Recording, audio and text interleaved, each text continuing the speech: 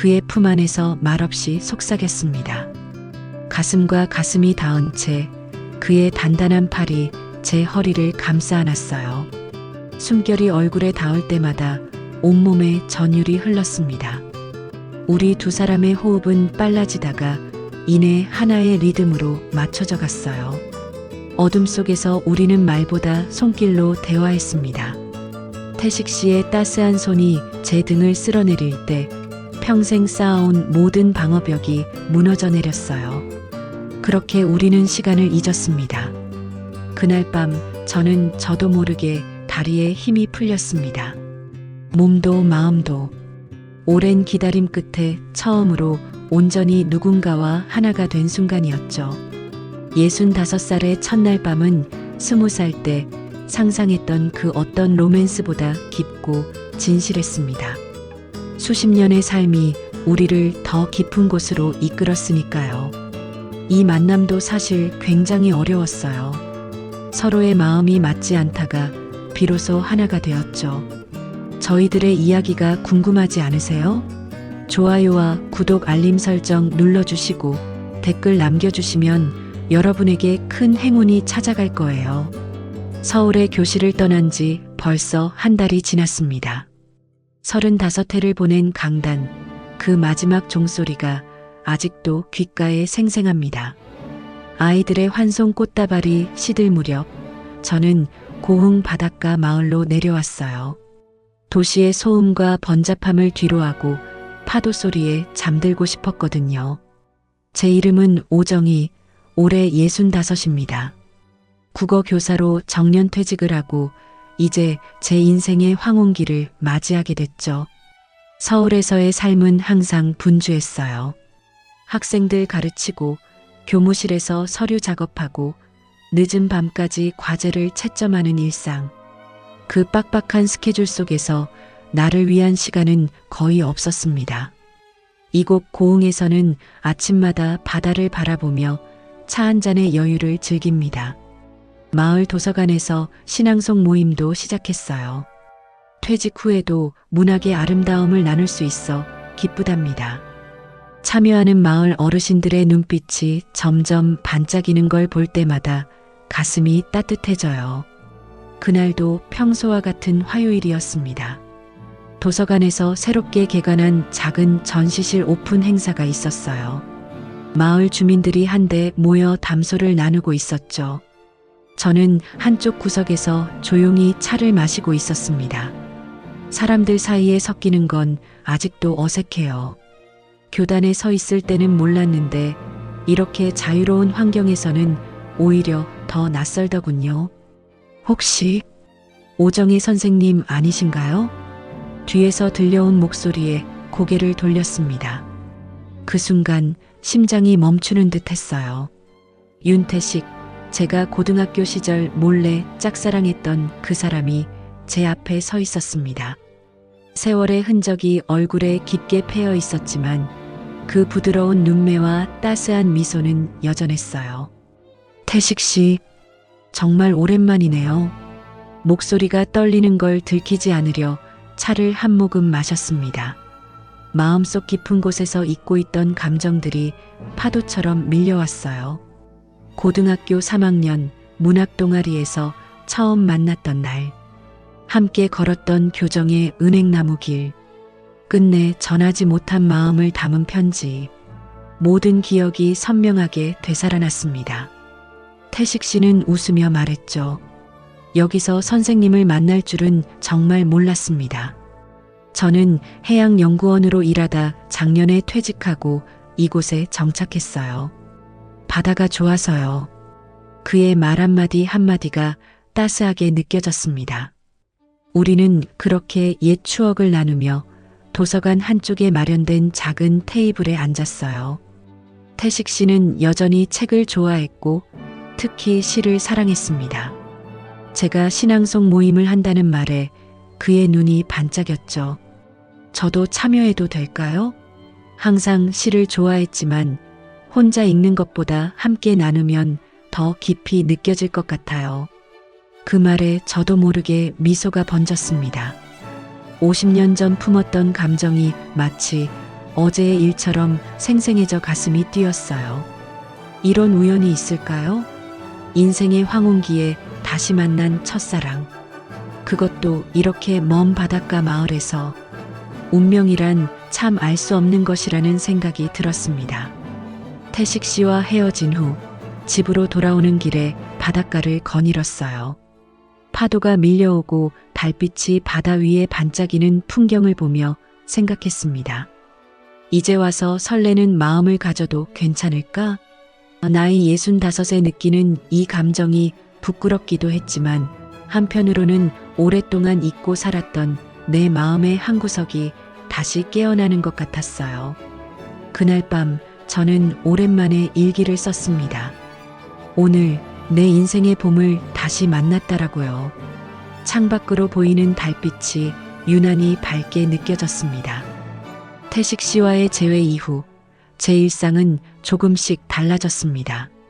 매주 화요일과 금요일 도서관 신앙송 모임에서 그를 만날 생각에 아침부터 설레었어요. 머리를 매만지는 시간이 길어졌고 옷장 앞에서 고민하는 순간도 많아졌습니다. 거울을 보며 웃는 내 모습이 어색하기도 했죠. 선생님, 오늘은 윤동주의 별해는 밤을 읽어볼까요? 태식 씨의 제안에 고개를 끄덕였습니다. 그의 목소리로 듣는 시는 마치 음악처럼 제 귓가에 울렸어요. 깊고 부드러운 음색, 단어 하나하나를 소중히 읽어내는 모습에서 시에 대한 진심이 느껴졌습니다. 신앙송이 끝나면 우리는 자연스레 바닷가를 거닐곤 했어요. 정희 선생님, 퇴직 후 이곳에 내려오셨다니 참 용기 있는 결정이었네요. 태식 씨가 말했습니다. 바닷가 모래사장을 걸으며 나누는 대화는 항상 편안했어요. 연구원 생활의 이야기, 바다에 대한 애정, 그리고 책과 시에 대한 생각까지. 대화가 끊이질 않았죠. 용기라기보다는 그냥 변화가 필요했어요. 서울에서의 삶이 너무 익숙해져서 스스로를 잃어가는 것 같았거든요. 제 말에 태식 씨는 고개를 끄덕였습니다. 서로의 삶을 이해하는 그 순간이 참 따뜻했어요. 그날은 유난히 파도 소리가 잔잔했고 노을이 바다 위로 붉게 번졌습니다. 그 아름다운 풍경 속에서 태식 씨의 손이 제 쪽으로 불쑥 내밀어졌어요. 저기 보세요. 갈매기가 날아가네요. 그의 손가락이 가리키는 방향을 바라보는 순간 저는 그만 숨을 멈췄습니다. 태식 씨의 왼손 약지에 금빛으로 빛나는 반지가 끼워져 있었어요. 낡고 바랜 듯 했지만 분명 결혼 반지였죠. 심장이 덜컥 내려앉는 느낌이었습니다. 그럼 태식 씨는 결혼한 사람이었구나. 순간 제 마음속에 피어올랐던 감정들이 서서히 가라앉기 시작했어요. 한편으로는 그가 아직도 반지를 끼고 있다는 것이 어떤 의미인지 궁금했지만 차마 물어볼 용기가 나지 않았습니다. 그저 미소 지으며 말했죠. 네, 정말 아름답네요. 집으로 돌아오는 길, 제 발걸음은 유난히 무거웠습니다. 오랜만에 느꼈던 설렘과 기대가 한순간에 무너져 내리는 기분이었어요. 작은 집에 도착해 문을 열고 들어서자 정막이 저를 반겼습니다. 아무도 없는 집, 혼자만의 공간이 이렇게 쓸쓸하게 느껴진 적은 없었던 것 같아요. 욕실에서 세수를 하고 거울을 바라보았습니다. 눈가와 입가에 깊게 패인 주름, 하얗게 변한 머리카락, 그리고 지친 눈빛. 서울에서는 매일 보던 내 얼굴인데 오늘따라 더 늙어 보이는 것 같았어요. 이 나이에 무슨. 작게 중얼거리며 한숨을 내쉬었습니다. 65의 나이에 첫사랑을 다시 만나 설레는 마음을 가진다는 것이 우스워 보였어요. 그런 감정을 품을 자격이 있는 걸까? 이미 누군가의 남편인 사람에게 그런 마음을 품는 게 옳은 걸까? 수많은 질문이 제 머릿속을 맴돌았습니다. 잠자리에 들기 전 창밖으로 보이는 달을 바라보았어요. 어젯밤에는 그토록 밝게 빛나던 달이 오늘은 구름에 가려 희미하게만 보였습니다. 마치 제 마음처럼요. 베개에 머리를 기대자 눈물이 살짝 흘러내렸습니다. 오랜만에 느꼈던 설렘, 그리고 그 뒤를 이은 실망감에 마음이 아팠어요. 그래도 좋은 친구로 지낼 수 있겠지. 그렇게 스스로를 위로하며 눈을 감았습니다. 그날 밤 꿈속에서도 태식 씨의 손가락에 끼워진 반지가 계속 눈앞에 아른거렸어요. 태식 씨의 반지를 본 후로 며칠간 도서관에 가지 않았습니다. 신앙송 모임에도 빠졌고 전화가 와도 받지 않았죠. 마음을 정리할 시간이 필요했어요. 그 대신 바닷가 끝에 위치한 작은 카페 파도 소리에서 시간을 보냈습니다. 바다가 한눈에 보이는 이곳이 요즘 제 아지트가 됐어요. 선생님, 오늘도 아메리카노 한 잔이요? 조나연, 카페 주인이자 제가 이 마을에서 가장 가깝게 지내는 사람입니다. 41살의 나연은 서울에서 디자이너로 일하다 이곳에 내려와 카페를 열었대요. 나이 차이가 있지만 대화가 잘 통했습니다. 서울에서의 삶, 도시를 떠나 시골로 온 이유, 그리고 새로운 삶에 대한 기대와 두려움까지 저는 나연에게 많은 이야기를 털어놓았어요. 네, 그리고 오늘은 당신이 만든다는 비스킷도 함께 주세요. 나연은 환하게 웃으며 고개를 끄덕였습니다. 그녀의 미소는 항상 위로가 되었어요. 창가 자리에 앉아 책을 펼쳤습니다. 요즘은 김용택의 시집을 읽고 있었죠. 바다를 바라보며 시를 읽는 건 마음을 차분하게 해주었어요. 카페 문이 열리는 소리에 무심코 고개를 들었습니다. 그 순간 심장이 빠르게 뛰기 시작했어요. 태식 씨였습니다. 며칠 만에 보는 그의 모습은 여전히 단정했고 따스했죠. 나도 모르게 몸을 숨기듯 책에 얼굴을 파묻었습니다. 태식 씨는 저를 발견하지 못하고 카운터로 향했어요. 나연과 인사를 나누는 모습이 보였습니다. 둘이 아는 사이였나요? 궁금증에 귀를 기울였죠. 오늘은 어떠세요, 교수님? 커피 한 잔 드릴까요? 교수님? 나연이 태식 씨를 그렇게 부르는 걸 처음 들었습니다. 태식 씨가 해양연구원이었다고 했으니 교수 경력도 있었을 수도 있겠다는 생각이 들었어요. 고맙습니다, 나연 씨. 오늘은 아니에요. 잠깐 이야기하러 왔어요. 태식 씨의 목소리가 조금 낮아졌습니다. 둘은 카운터 구석으로 자리를 옮겼고 저는 그들의 대화가 들리지 않도록 의자를 살짝 돌렸어요. 하지만 호기심이 제 발목을 잡았습니다. 살짝 귀를 기울였죠.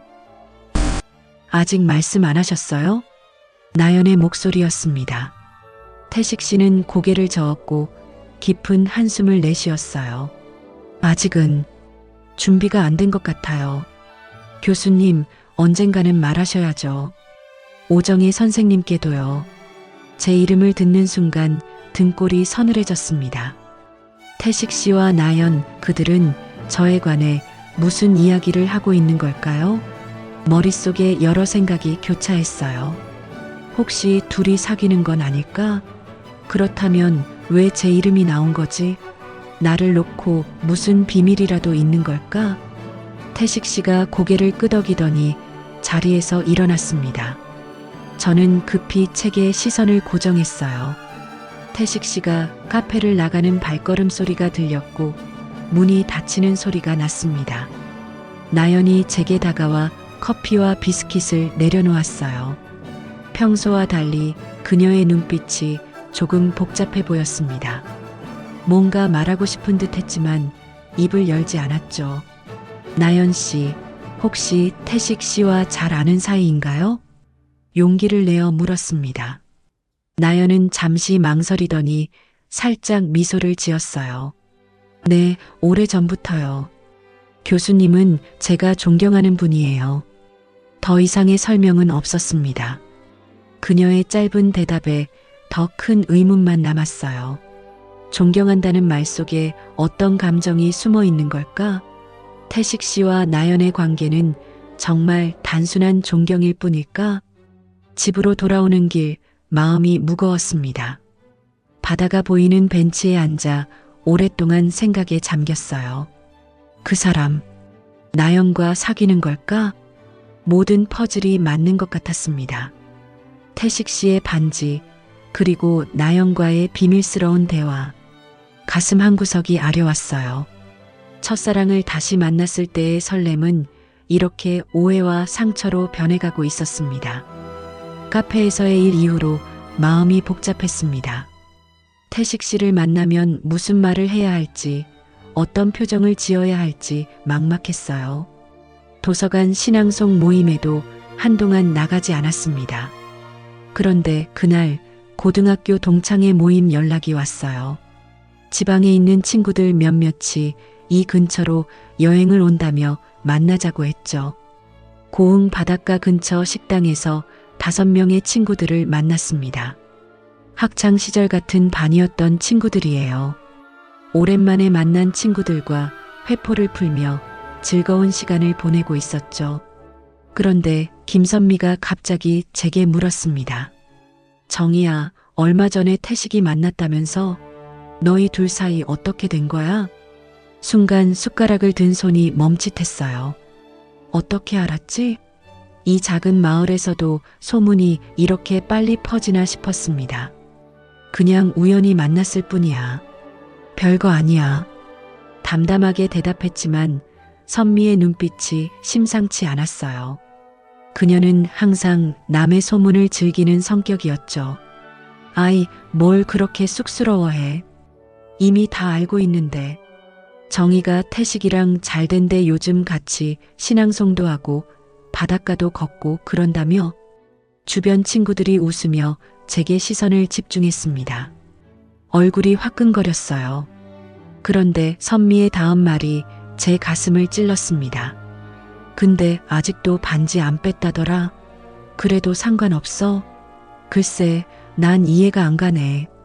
심장이 쿵 내려앉았습니다. 순간 식당의 시끌벅적한 소리가 멀어지는 것 같았어요. 태식 씨의 반지 이야기까지 나온 걸 보니 소문은 이미 마을 전체에 퍼진 모양이었습니다. 그리고 내가 그의 반지에도 불구하고 관계를 이어가는 사람으로 비춰지고 있었죠. 무슨 소리야? 우리는 그냥 친구 사이야. 그리고 그의 개인사는 내가 상관할 바가 아니야. 목소리를 단단히 하려 했지만 떨림을 감출 수 없었습니다. 친구들은 더 캐묻지 않았지만 그들의 시선이 계속 저를 따라다녔어요. 식사를 마치고 헤어질 때까지 마음이 무거웠습니다. 다음 날 도서관에서 태식 씨를 마주쳤습니다. 그는 여전히 따뜻한 미소로 저를 반겼어요. 정희 선생님, 요즘 안 보여서 걱정했어요. 괜찮으세요? 그의 진심 어린 목소리에 마음이 흔들렸지만 소문과 오해, 그리고 선미의 말이 계속 머릿속을 맴돌았습니다. 저는 차갑게 대답했어요. 네, 괜찮습니다. 태식 씨, 우리 이제 그만 만나는 게 좋겠어요. 태식 씨의 표정이 굳어졌습니다. 당황한 기색이 역력했죠. 무슨 일이 있으셨나요? 제가 뭐 실례를... 아니요, 그런 건 아니에요. 그냥 우리 사이에 오해가 있는 것 같아서요. 사람들이 우리를 보는 시선도 불편하고 말을 잇지 못하고 목이 메었습니다. 정작 하고 싶은 말은 당신은 왜 아직도 반지를 끼고 있나요? 당신과 나연 씨는 어떤 사이인가요? 였지만 그 질문은 끝내 삼켰어요. 태식 씨는 잠시 침묵하더니 고개를 숙였습니다. 그의 눈에 슬픔이 어렸어요. 알겠습니다. 불편하게 해드려 죄송합니다. 그렇게 말하고 태식 씨는 조용히 자리를 떠났습니다. 그의 뒷모습을 바라보며 가슴이 찢어지는 듯 했어요. 하지만 자존심이 제 마음을 지배했습니다. 이미 한번 오해받은 상황에서 또다시 남의 시선에 상처받고 싶지 않았어요. 그날 밤 집에 돌아와 창문을 활짝 열어두었습니다. 바다에서 불어오는 바람이 커튼을 흔들었어요. 쓸쓸한 기분에 침대에 누워 천장을 바라보았습니다. 내가 정말 옳은 선택을 한 걸까? 태식 씨에게 너무 가혹했던 건 아닐까? 수많은 생각이 머릿속을 헤집고 다녔어요. 밤이 깊어갈수록 외로움이 커져갔습니다. 누군가와 마음을 나누는 설렘과 따스함을 느끼다가 다시 혼자가 된 현실이 쓰라렸어요. 그 마음을 이 나이에 다시 겪게 될 줄은 몰랐습니다. 태식 씨와 거리를 둔 지 일주일이 지났습니다. 도서관에 가지 않았고 신앙송 모임도 쉬었어요. 창밖으로 내리는 비를 바라보며 하루하루를 보냈죠. 스스로에게 이게 옳은 결정이라고 되뇌었지만 가슴 한구석이 계속 아려왔습니다. 그날도 비가 내렸어요. 창가에 앉아 차를 마시며 책을 읽고 있었습니다. 문득 초인종 소리가 들렸죠. 이 마을에서 아는 사람이 많지 않은데 누구일까 싶었어요. 문을 열자 비에 젖은 나연이 서 있었습니다. 선생님, 잠시 이야기할 수 있을까요? 나연의 표정이 심각했어요. 빗물이 그녀의 얼굴을 타고 흘러내렸습니다. 얼른 안으로 들어오라고 했죠. 수건을 건네주고 따뜻한 차를 준비했습니다. 무슨 일이니? 이런 비 오는 날에. 나연은 잠시 침묵하더니 깊은 숨을 들이마셨어요. 선생님께 꼭 말씀드려야 할 것이 있어서요. 태식 교수님에 관한 거예요. 그 말에 제 심장이 빠르게 뛰기 시작했습니다. 무슨 이야기를 들려줄까 두려우면서도 궁금했어요. 교수님이 선생님을 많이 그리워하세요. 도서관에서도 계속 선생님을 기다리시고 말을 잇지 못하고 나연의 눈에 눈물이 맺혔습니다. 제 마음도 무거워졌어요. 나연 씨, 혹시 태식 씨와 당신은 어떤 사이인가요? 오랫동안 궁금했던 질문을 드디어 입 밖으로 내뱉었습니다. 나연은 놀란 듯 눈을 크게 떴어요. 저와 교수님요? 아, 오해하셨군요. 저는 교수님 부인의 조카예요. 순간 머릿속이 하얘졌습니다. 부인의 조카? 그렇다면 교수님 부인은 3년 전에 돌아가셨어요. 유방암이었죠. 나연의 말에 가슴이 철렁 내려앉았습니다. 태식 씨는 홀로 남겨진 사람이었어요. 그런데 왜 아직도 반지를? 그 반지에 대해 설명해 드려야겠어요. 그게 태식 아저씨 아내, 제 이모가 돌아가시기 전 직접 끼워준 유언 같은 거예요. 나연의 눈에서 눈물이 흘러내렸습니다. 그녀는 떨리는 목소리로 계속 이야기했어요. 이모는 마지막까지 교수님을 걱정하셨어요. 내가 없으면 태식이가 혼자 무너질까봐 걱정이야라고 하시면서요. 임종 직전 이모는 교수님 손에 반지를 끼워주시며 말씀하셨죠. 이 반지는 우리의 약속이야. 언젠가 당신이 다시 행복해질 준비가 되면 그때 벗어도 좋아. 숨이 멎는 것 같았습니다. 태식 씨가 아직도 반지를 끼고 있었던 이유, 그것은 아내와의 마지막 약속이었던 거예요. 저도 이모의 부탁으로 이 마을에 내려온 거예요. 교수님을 멀리서라도 지켜보라고 하셨죠. 그런데 선생님을 만나고 교수님이 조금씩 웃기 시작하셨어요. 오랜만에 보는 교수님의 미소였습니다. 나연의 말에 눈물이 왈칵 쏟아졌어요. 내가 얼마나 큰 오해를 했는지, 태식 씨에게 얼마나 상처를 줬는지 생각하니 가슴이 아팠습니다. 그날 카페에서 제가 언젠가는 말하셔야죠라고 한 것도 교수님이 반지에 대한 이야기, 그리고 이모에 대한 이야기를 선생님께 언젠가는 털어놓으셔야 한다고 말한 거였어요. 모든 오해가 풀리는 순간이었습니다. 창밖으로 비가 더 세차게 내리고 있었어요. 내 마음도 비처럼 쏟아지고 있었죠. 저는 정말 큰 실수를 했네요. 나연은 제 손을 꼭 잡았습니다. 그녀의 눈빛은 따뜻했어요. 늦지 않았어요, 선생님. 교수님은 아직도 선생님을 기다리고 계세요. 비가 창문을 두드리는 소리가 커졌습니다. 모든 오해가 씻겨 내려가는 것 같았어요.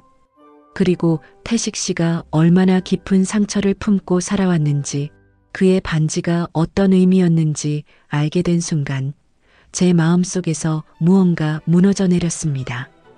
나영과의 대화 이후 마음이 무거웠습니다. 태식 씨에게 사과해야 한다는 생각뿐이었어요. 하지만 무슨 말부터 해야 할지, 어떻게 만나야 할지 고민이 됐죠. 결국 용기를 내어 도서관으로 향했습니다. 그곳에서 태식 씨를 만날 수 있을 거라 생각했어요. 하지만 도서관에는 태식 씨가 없었습니다. 대신 제게 온 쪽지 하나가 있었어요. 사서 분이 건네주셨죠. 오늘 오후 6시 등대 아래 벤치에서 기다리겠습니다. 태식 드림. 글씨체가 단정했습니다. 마치 태식 씨의 성격처럼요. 시계를 보니 오후 5시였어요. 1시간 후에 만나게 될 태식 씨를 생각하니 심장이 빠르게 뛰었습니다. 무슨 말을 해야 할지, 어떤 표정으로 그를 맞이해야 할지 머릿속이 복잡했어요. 바닷가로 향하는 길, 갑자기 하늘에서 비가 내리기 시작했습니다. 우산도 없이 비를 맞으며 걸었어요. 하지만 이상하게도 마음은 편안했습니다. 비가 내 모든 잘못과 오해를 씻어내는 것 같았거든요. 등대 아래 벤치에 도착했을 때 태식 씨는 이미 그곳에 앉아 있었습니다. 커다란 우산을 들고요. 저를 보자마자 벌떡 일어나 우산을 씌워주었어요. 정희 씨, 많이 맞았네요. 감기 들겠어요. 여전히 따뜻한 그의 목소리에 눈물이 났습니다. 한참을 아무 말도 하지 못했어요. 그저 비에 젖은 제 얼굴을 숨기기 바빴죠.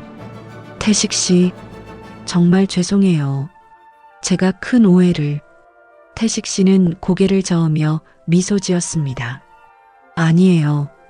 제가 모든 걸 설명했어야 했는데 용기가 나지 않았어요. 우리는 나란히 벤치에 앉았습니다. 비가 조금씩 그치고 있었어요. 바다 위로 석양이 붉게 물들고 있었죠. 한동안 침묵이 이어졌습니다.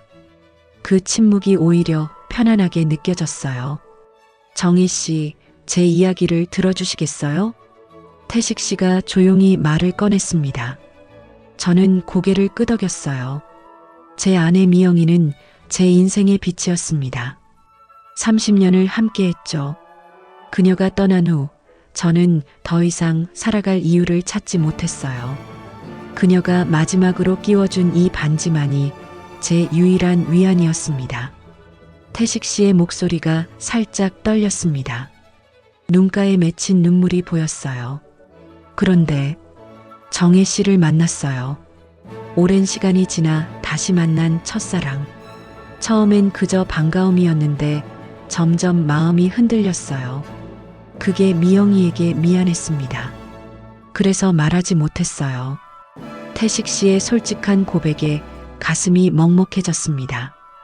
그의 아픔이 고스란히 전해져 왔어요. 나연이 모든 이야기를 해줬어요. 제가 조용히 말했습니다. 태식 씨는 깊은 숨을 들이마셨어요. 미영이는 마지막까지 저를 걱정했어요. 언젠가 다시 행복해질 준비가 되면 그때 반지를 벗으라고 했죠. 태식 씨가 주머니에서 작은 나무 상자를 꺼냈습니다. 손가락에서 천천히 반지를 빼기 시작했어요. 그의 손이 미세하게 떨리는 것이 보였습니다. 반지가 손가락에서 완전히 벗겨지자 그는 상자에 조심스럽게 넣었어요. 정희 씨, 당신은 내 오늘이고 내일입니다. 태식 씨의 눈에서 눈물이 흘러내렸습니다. 그 순간 바다 위로 석양이 가장 붉게 물들었어요. 마치 누군가가 축복해주는 것 같았습니다. 저는 아무 말 없이 그의 손을 잡았습니다. 반지가 있던 자리에 남은 희미한 자국을 손가락으로 살며시 쓸었어요. 태식 씨는 제 손을 꼭 마주 잡았습니다. 늦게 돌아왔지만 받아주시겠어요?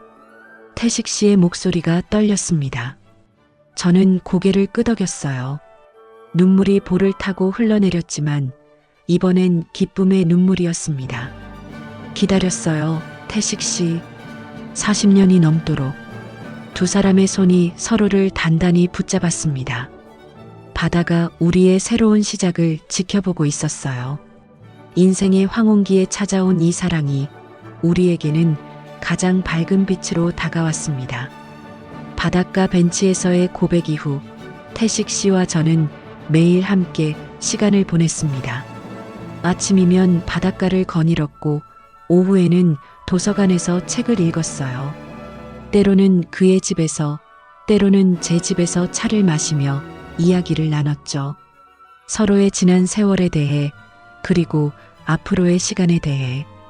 어느 날 저녁 태식 씨의 집 테라스에 앉아 별을 바라보고 있었습니다.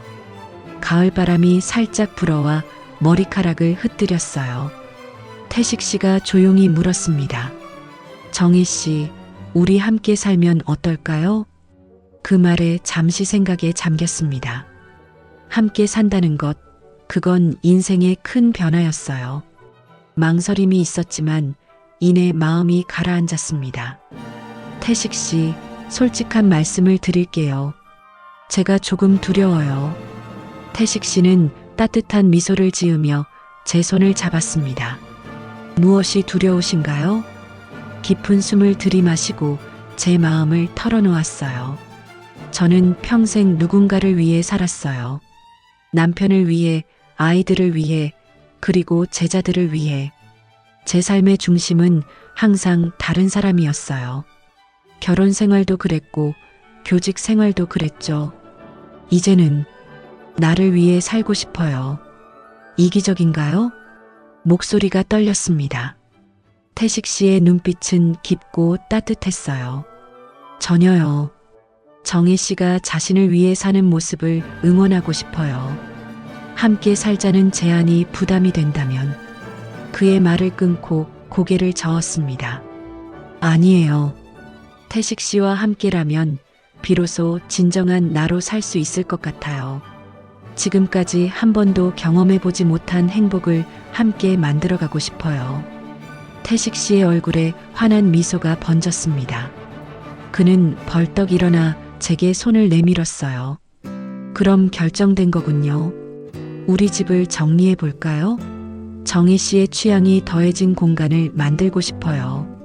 태식 씨는 자신의 집을 우리의 집으로 만들기 위해 정성을 쏟았습니다. 제가 좋아하는 책들을 위한 공간을 마련했고, 바다가 잘 보이는 창가에 작은 정원을 꾸몄어요. 저는 마지막 신앙송회를 준비했습니다. 지금까지 함께한 마을 어르신들께 감사의 마음을 전하고 싶었어요. 도서관에서 열린 마지막 신앙송회는 특별했습니다. 평소보다 많은 분들이 오셨어요. 태식 씨도 제 옆에 앉아 있었죠. 오늘은 제가 그동안 인생에서 위로가 되었던 시들을 나누려 합니다. 그리고 여러분께 소식을 전해드리고 싶어요. 떨리는 목소리로 말했습니다. 시를 낭송한 후 깊은 숨을 들이마시고 태식 씨의 손을 잡았어요. 저와 태식 씨는 이제 함께 살기로 했습니다. 순간 도서관이 조용해졌습니다. 그리고 이내 따뜻한 박수 소리가 들려왔어요. 김할머니는 눈물을 흘리시며 다가와 저희를 껴안았습니다. 정말 축하해요. 두 분이 함께하는 모습이 참 보기 좋았어요. 나연도 활짝 웃으며 축하해 주었고, 마을 사람들 모두 진심 어린 축복을 건네주셨습니다. 그 순간 마음이 따뜻해졌어요. 이 작은 마을이 이제는 정말 제 집이라는 느낌이 들었습니다. 태식 씨는 제 손을 꼭 잡고 속삭였어요. 정희 씨, 앞으로 우리는 서로를 위해, 그리고 각자 자신을 위해 살아요. 그게 진정한 사랑일 테니까요. 그 말에 고개를 끄덕였습니다. 인생의 황혼기에 찾아온 이 사랑은 제게 새로운 시작을 선물해 주었어요. 새로운 집으로 이사한 첫날이었습니다. 하루 종일 짐을 정리하고 집을 꾸미느라 정신없이 시간이 흘렀어요. 태식 씨는 제가 좋아하는 꽃을 곳곳에 놓았고 저는 작은 주방에 차와 간식을 준비했습니다. 창밖으로는 어느새 석양이 지고 있었어요. 정희 씨, 오늘은 피곤할 테니 일찍 쉬는 게 어떨까요? 태식 씨의 말에 문득 현실을 직시하게 되었습니다. 그래요. 오늘은 우리의 첫날 밤이었어요. 갑자기 가슴이 두근거리기 시작했습니다. 65의 나이에 이런 설렘을 느낄 줄은 몰랐어요. 네, 그럴까요? 머뭇거리며 대답했습니다. 욕실로 향하는 발걸음이 무거웠어요. 거울 속 제 모습은 긴장으로 가득했습니다.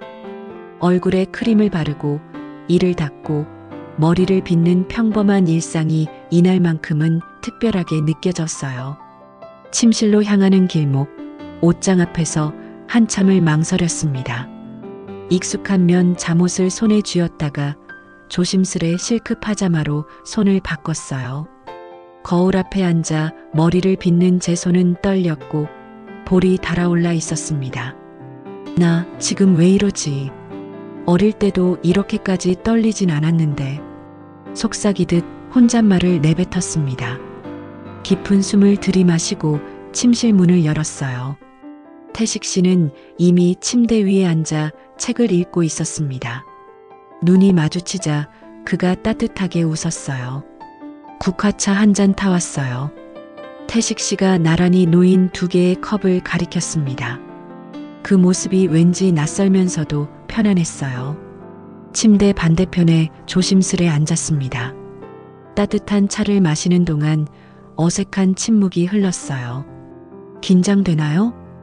태식 씨가 조용히 물었습니다. 저는 미소 지으며 고개를 끄덕였어요. 이 나이에 무슨 우습죠? 태식 씨는 고개를 저었습니다. 그의 눈빛은 깊고 진지했어요. 사랑은 나이와 상관없어요. 우리는 지금부터 시작이에요. 그 말에 눈물이 핑 돌았습니다. 태식 씨는 조심스럽게 제 손을 잡았어요. 그의 손은 따뜻했고 단단했습니다. 함께 누워볼까요? 나란히 누워 천장을 바라보았습니다. 심장은 여전히 빠르게 뛰고 있었어요. 태식 씨가 조심스레 저를 향해 몸을 돌렸습니다. 정희 씨, 괜찮아요. 우리는 서두를 필요가 없어요. 그의 목소리가 부드럽게 귓가에 맴돌았습니다. 태식 씨는 천천히 제 어깨에 팔을 둘렀어요. 그 순간 저도 모르게 다리에 힘이 풀렸습니다. 모든 긴장이 녹아내리는 듯 했어요. 태식 씨, 이름을 부르며 그의 품으로 몸을 기울였습니다. 태식 씨는 조용히 저를 안아주었어요. 그의 심장 소리가 제 귓가에 들렸습니다. 규칙적이면서도 살짝 빨라진 박동이 저를 안심시켰어요. 이불 아래에서 2사람의 팔과 어깨가 천천히 포개졌습니다. 숨을 멈췄다가 조심스레 들이쉬는 제 이마에 태식 씨의 입맞춤이 내려앉았어요. 눈을 감았습니다. 뺨을 타고 눈물이 흘러내렸어요. 울지 마세요. 태식 씨가 제 눈물을 닦아주었습니다. 그의 손길이 부드럽게 제 얼굴을 쓰다듬었어요. 행복해서 그래요. 이런 날이 다시 올 줄 몰랐거든요. 태식 씨의 품에 안겨 속삭였습니다. 그는 아무 말 없이 저를 더 단단히 안아주었어요. 2사람의 호흡이 점점 하나가 되어갔습니다. 방 안의 불은 꺼지고 이불 속 온기만이 조용히 남았어요. 태식 씨의 품 안에서 저는 오랜만에 안정감을 느꼈습니다. 65살의 첫날 밤. 그 떨림은 20살의 그것보다 더 깊고 더 단단했어요. 그날 밤 저는 저도 모르게 다리에 힘이 풀렸습니다. 몸도 마음도.